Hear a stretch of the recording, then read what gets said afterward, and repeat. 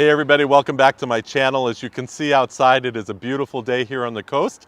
And so stick with me, we're gonna do a little bit of plein air painting, showing you my new setup. And so, hey, thanks for being here, stick around.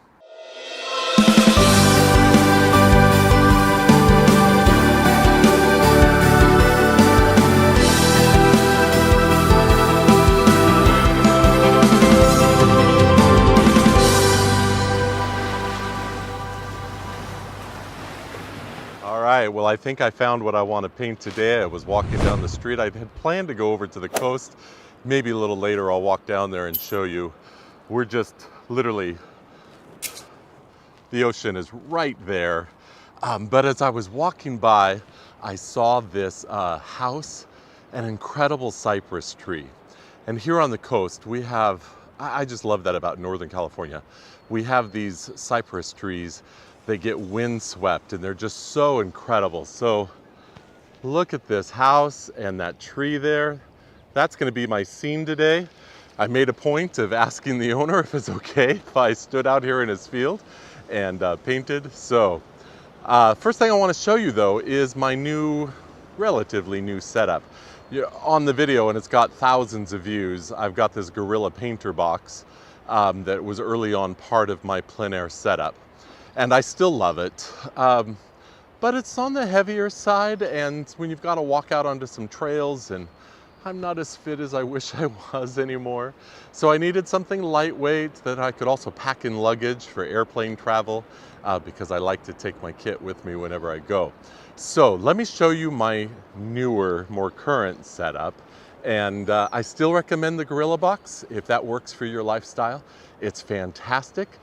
But you may like this if you're looking for something lighter weight. All right, so let's look.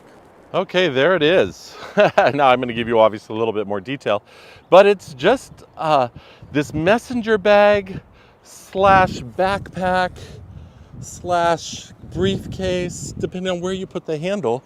And it fits a 12 by 16 block of paper and all my supplies. So let me set up this tripod and open it up and give you a shot at what's in there. Okay, all of that was inside that bag, and there's still a few other little things like paper towels and some stuff like that.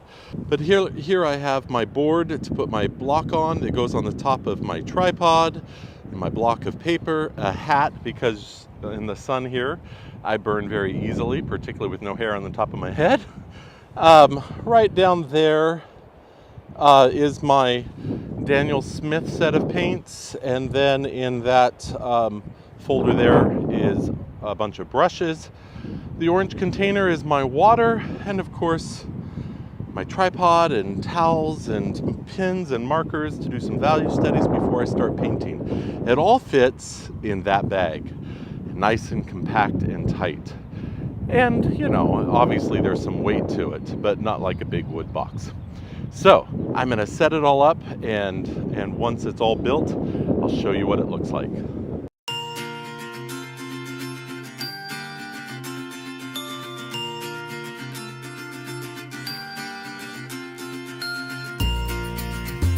Okay, that was a bit crazy. A little more difficult to set up than I thought it would be on camera, but here we go. Let me turn the camera around and show you how I've got some things set up here. All right, well, there it is. It's a K&F Concepts tripod that flips around. It's designed for travel.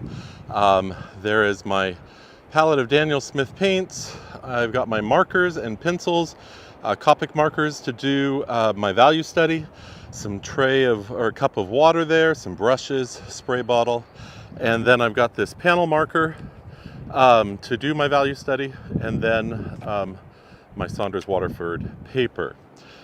Some towels there. I've got another one in my pocket, and of course this very stylish knot hat, but it will save the back of my neck from that sunlight and the top of my head.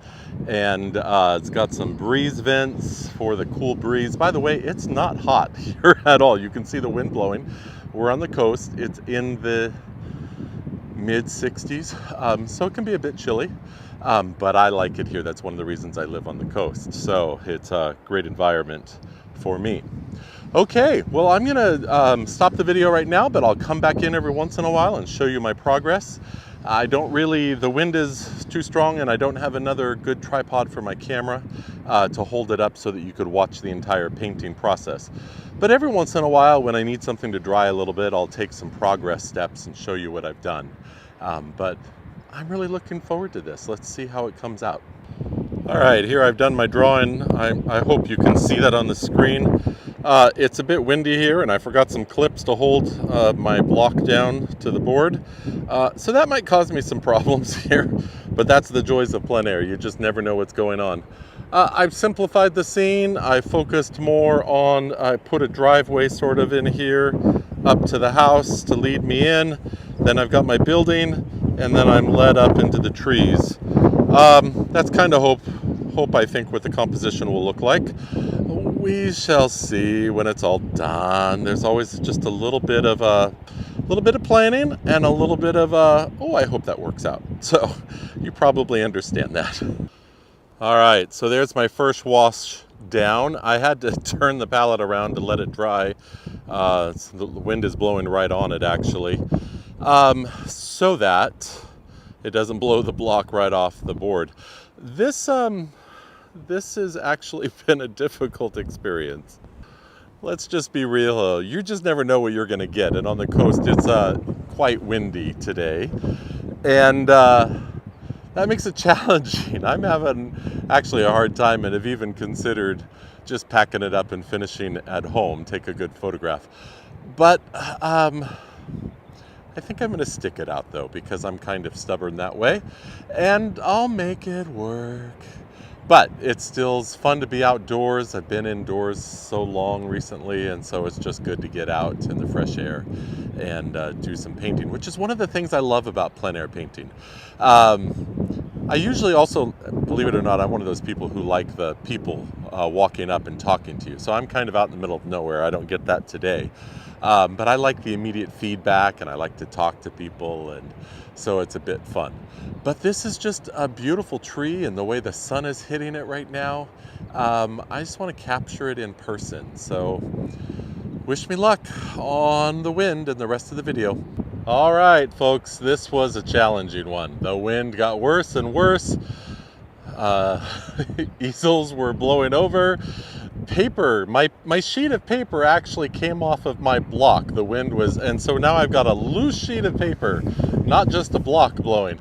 So best laid plans, but I finished it, and actually I'm fairly pleased with it, particularly in light of all the difficult circumstances. So I'm going to show it to you on the easel, and then back in my studio, I'll go ahead and take some decent photographs of it to show you the finished product. But thank you for joining me along with this, and I hope you enjoyed it, and I hope you won't be scared from doing plein air, because actually it is a joy. I don't think anybody should feel pressured. I've heard somebody say that there's a kind of lot of pressure out there to do plein air, like that's what makes you a real artist. That isn't true, of course. But plein air for me is fun. I like being out in my subject, not just in my studio or room, you know, doing some painting. So plein air is a joy for me, normally. Today was a bit rough. But let me go ahead and show you the picture. Okay, I'm back in my car, out of the wind. It's much warmer. It was getting a little chilly out there. So here's my finished painting. I hope you enjoy. Thank you for joining me.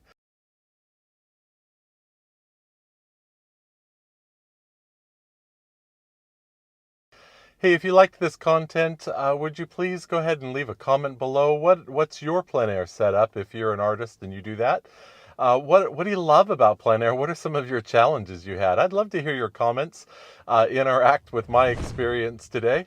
And then again, please like and subscribe to my channel for more content like this. I'd appreciate you doing so. Hey, thank you. And I'll look forward to seeing you on my next video. Bye-bye.